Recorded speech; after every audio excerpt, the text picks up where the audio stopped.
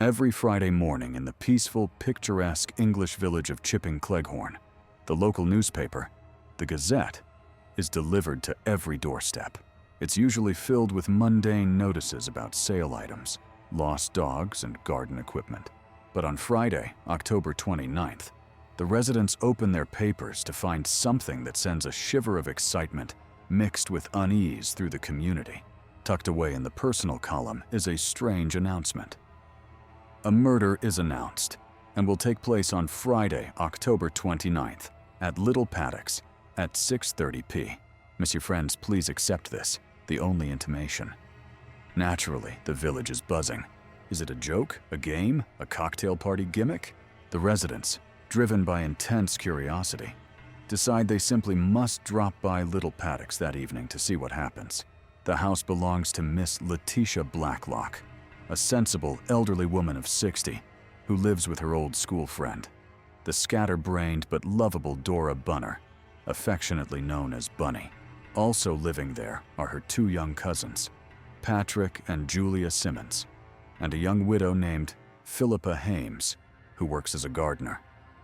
As 6:30 approaches, the neighbors gather in Miss Blacklock's drawing room, exchanging awkward pleasantries and glancing nervously at the clock. They pretend they've just dropped in, but everyone knows why they are there. The atmosphere is thick with anticipation. Suddenly, precisely as the clock chimes the half hour, the lights go out, plunging the room into darkness. The door swings open, and a blinding flashlight sweeps across the guests. A masked figure stands in the doorway, brandishing a revolver and shouting, "Stick 'em up!"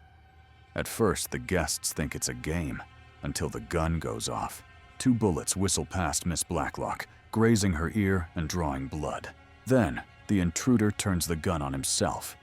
A final shot rings out, and the figure crumples to the floor. When the lights come back on, the game has turned into a nightmare.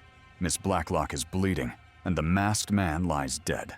He is identified as Rudy Schertz, a young Swiss receptionist from a nearby hotel who had recently asked Miss Blacklock for money.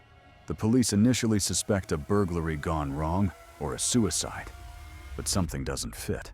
Why would a thief announce his crime in the paper? Enter Inspector Craddock, a diligent detective, and the sharp-witted Miss Jane Marple, who happens to be staying at the local vicarage. While the police focus on the facts, Miss Marple focuses on the people. She senses that this was no ordinary break-in. It was a cold-blooded attempt on Letitia Blacklock's life. The investigation uncovers a powerful motive rooted in the past. Letitia Blacklock is the primary beneficiary of the vast fortune of Randall Godler, a deceased financier she once worked for. The money is currently held by his dying widow, Belle Godler. However, if Letitia dies before Belle, the fortune goes to the estranged children of Randall's sister, twins known only as Pip and Emma. No one knows who they are or what they look like, but they would have millions of reasons to want Letitia dead. Tension mounts at Little Paddocks. The faithful Dora Bunner, or Bunny, becomes increasingly agitated. She knows the history of the Blacklock family better than anyone, but her memory is foggy, and she is prone to slipping up, referencing things that don't quite make sense. She inadvertently reveals that the furniture in the room had been rearranged on the night of the murder, and that a specific lamp had been moved. Small details that hint at a staged crime scene. Tragically, Bunny's loose tongue becomes her undoing. During her birthday party, she develops a headache and takes some aspirin from a bottle in Letitia's room. The next morning, Bunny is found dead in her bed. The aspirin had been swapped for poisoned tablets. It appears to be another attempt on Letitia's life that went horribly wrong, killing her best friend instead. But Miss Marple begins to suspect that Bunny wasn't an accidental victim. She was a target because she knew too much. Fear grips the village. Who are Pip and Emma?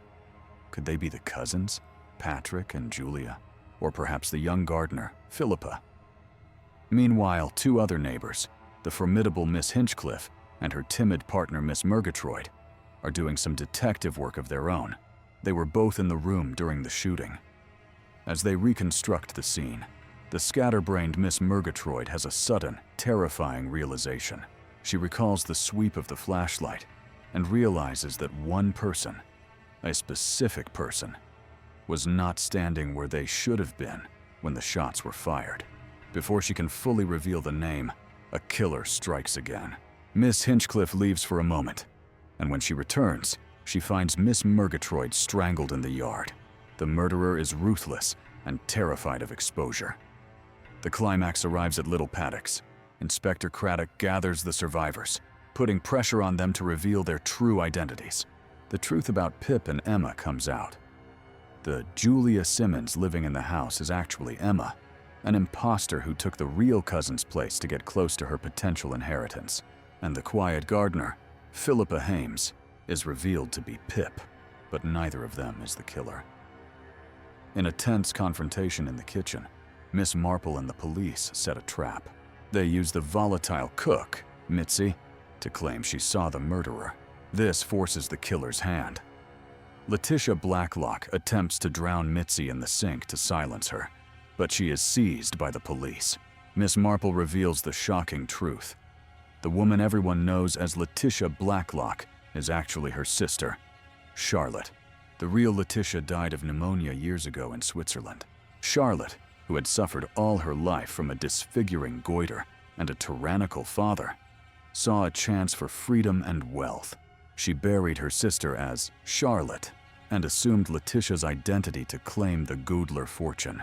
The masquerade was perfect until Rudy Schurz, who had worked at the Swiss clinic where Charlotte was treated, recognized her, not as Letitia, but as Charlotte. To prevent him from exposing her fraud, she hired him for the game, then shot him dead, wounding herself to look like a victim. She killed her dear friend Bunny because Bunny kept slipping up and calling her Lottie, threatening to give the game away. And she killed Miss Murgatroyd because Murgatroyd realized that Letitia wasn't standing by the wall when the gun went off. She was behind the flashlight, pulling the trigger. In the end, it is a tragedy of a woman who desperately wanted a life she felt she was owed, only to destroy everything to keep it. Charlotte is taken away, broken and weeping for the sister and friend she loved but killed. The true heirs, Pip and Emma, Philippa and the imposter Julia, inherit the fortune, free to build their own lives, leaving the shadow of Little Paddocks behind.